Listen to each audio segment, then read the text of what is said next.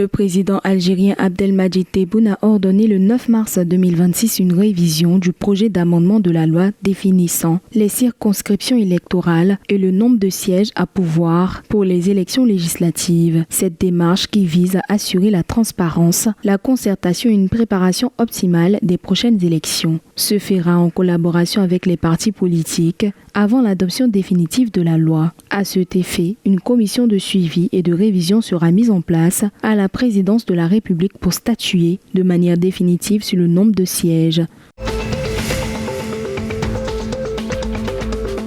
La Mauritanie a obtenu un financement de 116,6 millions d'euros de la Banque islamique de développement via la signature de 2 accords à Djeddah le 9 mars. Ces fonds sont destinés à 2 initiatives majeures, la construction d'un hôpital spécialisé à Nouakchott pour la santé maternelle, infantile et néonatale bénéficiant de 61,4 millions d'euros et un projet d'interconnexion électrique avec le Mali incluant des centrales solaires pour un montant de 55,2 millions d'euros.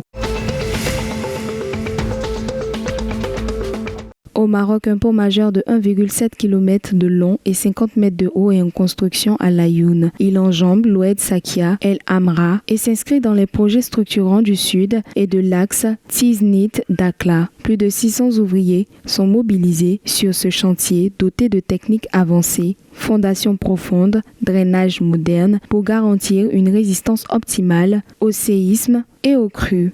L'ouvrage vise à améliorer durablement la circulation et la connectivité renforçant les liens routiers vers l'Afrique subsaharienne. Tunisie Autoroute simplifie la recharge de badges de télépéage grâce à l'application D17 de la Poste tunisienne. Cette initiative de numérisation officialisée le 9 mars par Ahmed Ezzedine, le président directeur général de Tunisie Autoroute et découlant d'un accord signé en décembre 2025, vise à fluidifier les transactions et à accélérer le passage des véhicules, notamment sur l'autoroute A1. Marwan Ben, PDG de la Poste, a souligné le succès de l'application D17 qui totalise déjà 1 million de téléchargements et 500 000 utilisateurs actifs.